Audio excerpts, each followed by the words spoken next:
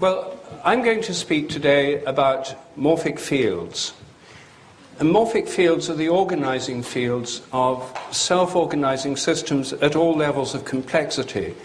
They underlie the organization of minds, of bodies, of crystals, of plants, of molecules, of stars, and of galaxies. They're the fields that give things their form, their shape, their organization. So I'll be talking about the nature of morphic fields. I'll be talking about the way they have a kind of memory within them through morphic resonance. And I'll be talking about various experiments for testing for their existence. And the idea was that developing organisms are shaped by form-shaping fields, morphogenetic fields. Morphogenesis means the coming into being of form. Morphe means form. Genesis means coming into being. Morphogenesis is the way that animals and plants, all living organisms, or even crystals, have forms that come into being. They weren't there before. After a formative process, they are there now. More structure comes from less. The idea was that this process was guided and shaped by morphogenetic fields, fields that shape the forms of living organisms. They're like invisible plans or blueprints. The reason we need this is that DNA and chemicals alone can't explain morphogenesis. All biologists agree on this. Molecular biology has made it even clearer that this is the case. Think of your arms and legs. They have different shapes, and yet they have exactly the same genes. In fact, all the cells of your body have the same genes, the same so-called genetic program. Yet they're all different. Your eyes, your spleen, your liver, your kidneys, they're all different. And your arms and legs are different. The arms and legs have the same chemicals. Chemically, they're identical. Yet they have different shapes. Why? Well, you can't explain it in terms of chemistry or DNA. You need a kind of plan, an architectural plan, and that's what the morphogenetic field provides. It's a bit like an architectural plan of a building. You could build two houses completely different in shape out of the same building materials, bricks, cement, timber, etc. The difference between the two houses is not in the matter they're made of, nor in the amount of energy involved in building them. It could be the same for both houses. It's the plan that underlies them. And that's what these fields do. They provide the order, the structure, the plan, or if you like, the information, where information means that which puts form into something, information.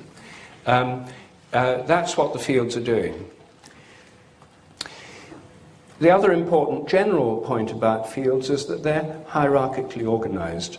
They exist in nested hierarchies, parts within wholes, which are holes within this whole, which includes these parts, is a part of this whole, that's part of this whole. These could be subatomic particles in atoms, atoms in molecules, molecules in crystals, or they could be organelles in cells, cells in tissues, tissues in organs, organs in organisms, organisms in societies. Everywhere you look in nature, there are levels of organization. The parts of one are wholes at their own level, containing parts which are also wholes at a lower level. Arthur Koestler called these holons, and he called this pattern of organization a holarchy. You could also call it a nested hierarchy. The higher level is a level that includes the lower levels. It's a bit like those addresses that some of us wrote as children, you know, the house, the street, the town, the county, England, UK, Europe, the world, the universe, and so on. There's always a higher level of organization, and each contains lower levels. And the point about holistic science is that it recognizes that nature's made up of a series of levels or whole. Holistic science tells us that's not the case. There's a whole series of levels, and to understand any level, you have to study things at their own level. So morphogenetic fields exist in a nested hierarchy. The field of an organelle is inside the field of a cell inside the field of the tissue inside the field of the organ. And these fields work on the fields of lower level systems, giving them order, structure, and pattern. So this is a general overview of the nature of morphogenetic fields. And I suggest that that's just one kind of organizing field. The nervous system is highly indeterminate in its behavior. And that is organized by another set of fields, the behavioral fields. Mental activity is organized by mental fields. Social groups like flocks of birds or termite colonies are organized by social fields. All these kinds of fields are what I call morphic fields. Morphic field is the general category of which morphogenetic field is one species. It's the kind of field concerned with the development of form in animals and plants and crystals. The behavior is governed by behavioral fields, social organization by social fields, and so forth. So these are all different kinds of morphic field. Now, how do morphic fields have the form they have? And how do they work? Well, I don't have time to go into all the details, but roughly speaking, how they work is by imposing pattern or structure on otherwise indeterminate or chaotic processes. Everything in nature is, except for some human machines, is pretty well indeterminate. Chaos theory and quantum theory have revealed to us that the old illusion of science that everything is in principle totally predictable is not true. It was just an illusion. Most of nature is very unpredictable. That's why, even with satellite photos, the weather forecasters don't always get it right, because the weather is a chaotic system. It doesn't obey simple deterministic principles, nor do breaking waves, nor do nervous systems, nor do biological organisms. Everything's probabilistic. If you look at all the different leaves on a particular tree, they all have the same genes, they have the same morphic fields, yet every leaf is different. The vein pattern is different on every leaf. They're even different on different sides of the same leaf. They all have the same general form, the same probability structure, but they're individually different. Morphic fields impose pattern on probabilistic processes. They impose pattern on developing organisms. They impose pattern on the activity of the nervous system. So they underlie behavior as well. And they also underlie social organization. So how do they get the form themselves? Is this all programmed in the genes? Well, no, because genes, we know what they do. They code for proteins. They enable us to make the particular proteins that our bodies contain. That's all. The suggestion I make is that morphic fields have a kind of memory given by a process called morphic resonance. Morphic resonance is the influence of similar patterns of activity on subsequent similar patterns of activity across space and time. What matters is similarity. It doesn't matter about distance in space and time.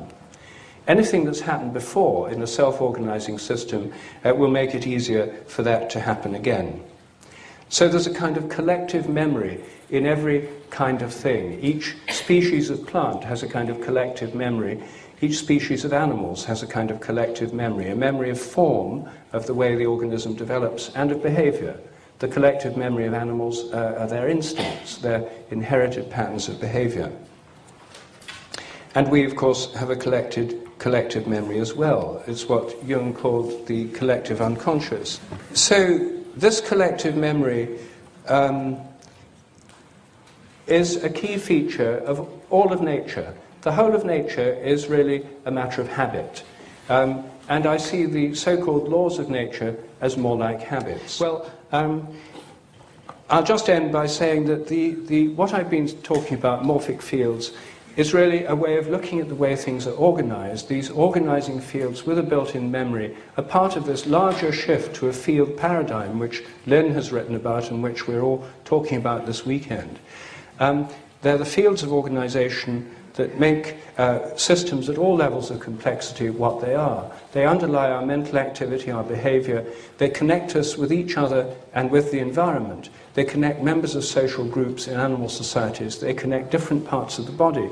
They are interconnecting fields. And they are, I think, what underlies the interconnectedness of nature. When we shift from the old reductionist mechanist paradigm to a holistic paradigm, I think these fields are going to be a major part of it. And they not only interconnect in space, they interconnect in time by giving a collective memory. Our brains are like receivers. They're not where it's all happening, as Lynn mentioned. And we're interconnected not only in space with our environment and each other, but in time through our collective memory to large numbers of other people in the past.